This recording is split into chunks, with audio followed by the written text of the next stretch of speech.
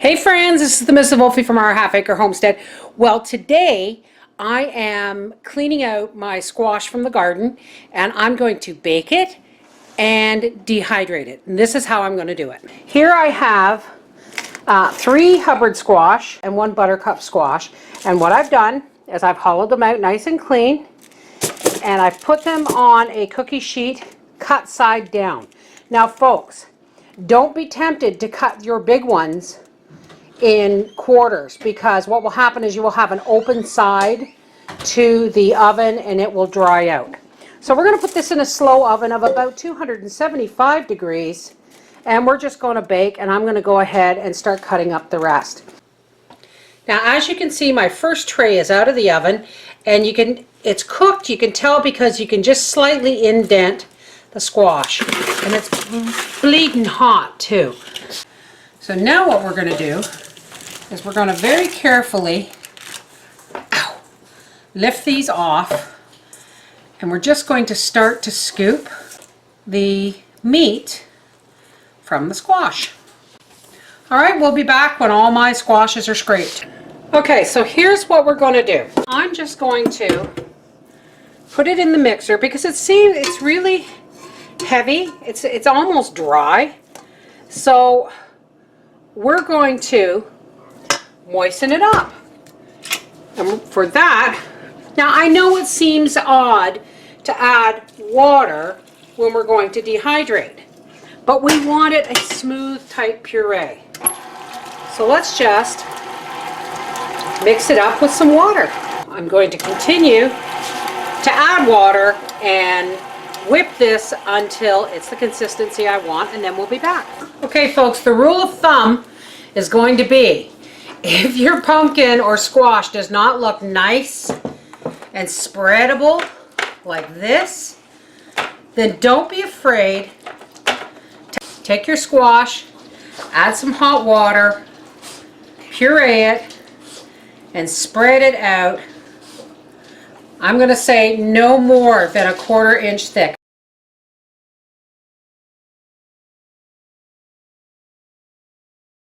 Now I've got 5 trays.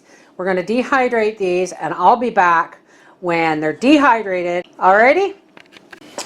Okay, we're back. I'm going to go out on a limb before I even grind this and tell you that when your squash is baked, folks, before you dehydrate it, make sure it is an even consistency by pureeing it first. Let's have a look. All right, let's have a look.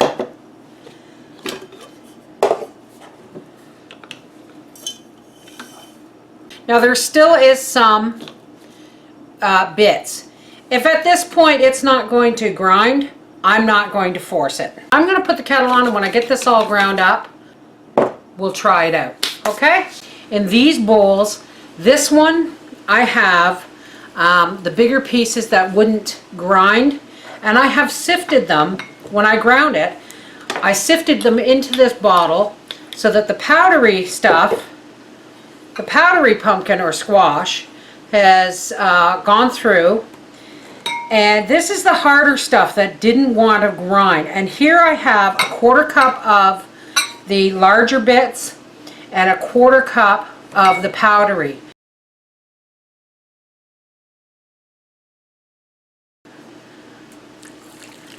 Now this, so I'm wondering if this harder stuff will rehydrate, and I think a cup of water might be too much. So I'm going to add just a half a, ow, that's really hot, a half a cup of boiling water to my powdered pumpkin, and it rehydrates a whole lot quicker. You know what, I am going to give it the whole cup. And I'm just going to stir this water in. Obviously the powder is working much, much better. We'll be back in about 15 minutes to see if this coarser ground stuff is worth saving. The finer stuff is rehydrating really, really nicely. Okay folks, here's the scoop.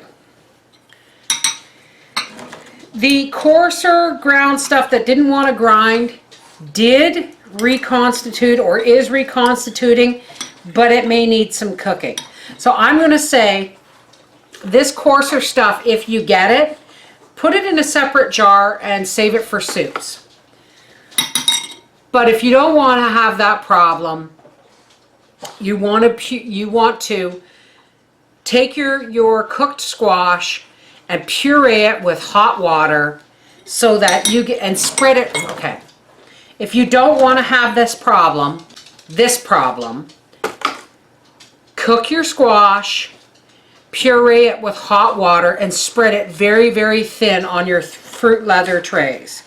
This is a live and learn for me, but look at this. This turned out perfect.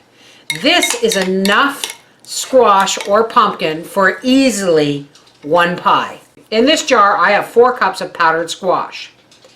Add a 1/4 cup of powder to 1 cup of boiling water, you get enough for a pie. So this, my friends, is, in this 1 liter jar, is 16 pumpkin pies. Isn't that amazing? The coarser stuff, we'll save for soup. This is the Mrs. Volfie from our half-acre homestead saying, if you're going to can some, dehydrate some too. Don't put all your eggs in one basket. Take care.